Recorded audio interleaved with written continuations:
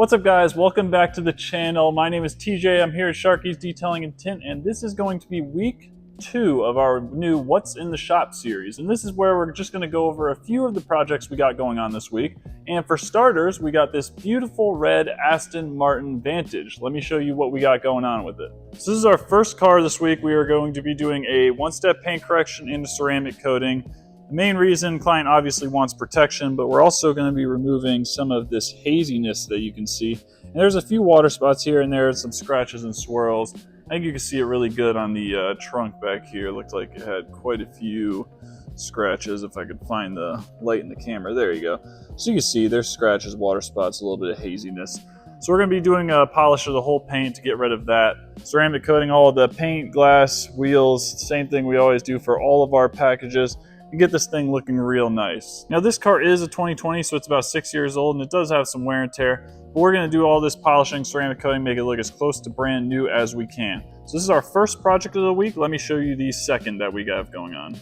All right, we have our third and fourth car of the week here. This is the second project I was going to show you guys about. This is kind of both cars, really. So this Escalade we did back when she bought it brand new, the client. We did a paint correction, ceramic coating, and then we tinted all of the windows. And then recently she found out about how you can put matte PPF on your screens on the interior to reduce fingerprinting. So we already got it done. And this is a pretty common thing and very popular among people because it goes on relatively easily. It doesn't take too long. It doesn't cost a lot. And it totally reduces any fingerprints. As you can see, I'm trying to put fingerprints on it as much as possible right now, and it just won't fingerprint. So that's what we got going on for this one. That one's all done. Next up, we have this car. This is actually also their car. And what we're going to be doing is removing the tint on the front sides. There is currently 35% on there. They want to match the back, which is going to be 20%. And then we are also going to be doing clear across the windshield to really cut out on the heat coming in the vehicle. We're going to be doing this in our super ceramic tint. This is the top of the line one, the best one you can get for heat rejection. And if you guys ever stop by the shop, if you haven't already, we could actually show you the different heat rejections in our heat lamp right here. So if you're curious, feel free to stop by. We'd be more than happy to go over the different options with you.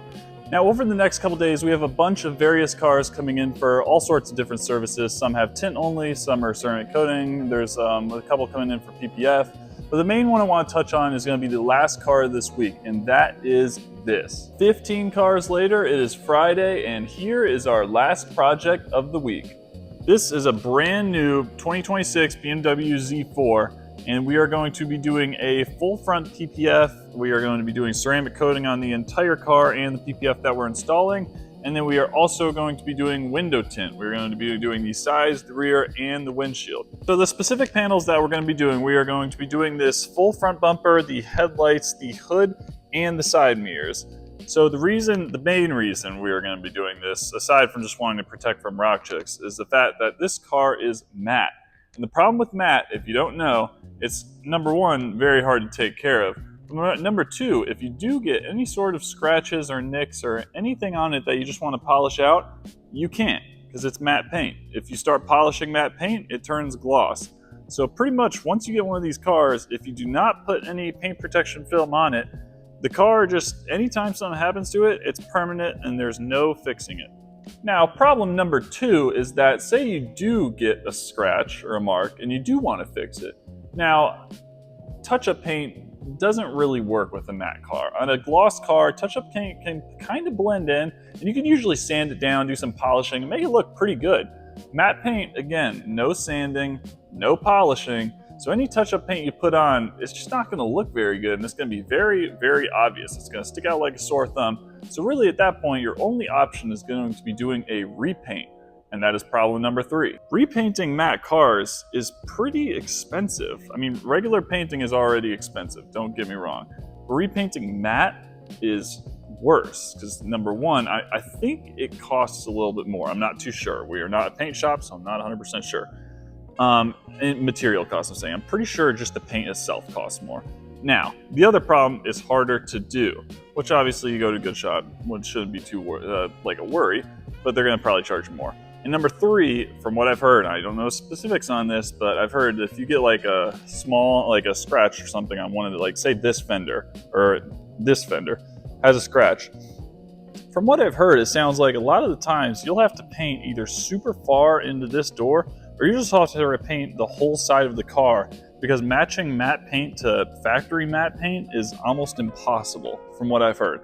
So that brings you into a bigger bill, because now instead of just repainting the small area that you had a problem on, you're gonna have to repaint a whole portion of the car, maybe even a whole half of the car, and that's gonna get expensive pretty fast. So when you get a car like this, paint protection film isn't really a want, it's kind of a need at this point. Now, most people are gonna just do a front package just like this guy is. Typically people would do a full front, but we actually aren't gonna do that on this car, because if you look at the fenders, let me show you how they look. Because the only difference from a partial front is the full front adds the side fenders and the mirrors.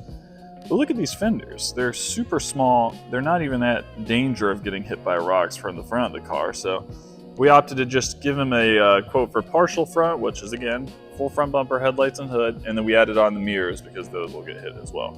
So that's what we're going to be doing on this car. We're going to be working on it today and tomorrow, which is Saturday as well, and that's pretty much going to wrap it up for the week. We do have a McLaren 720S stopping by tomorrow for a quote and go over some options, so hopefully we'll get that in the books and we'll have that on another future episode. But that is going to sum it up for this week's What's in the Shop. So I hope you enjoyed this. I hope you enjoyed seeing all the cars we have, and we will see you guys next week when we have a fresh new batch of cars. Have a good weekend, guys.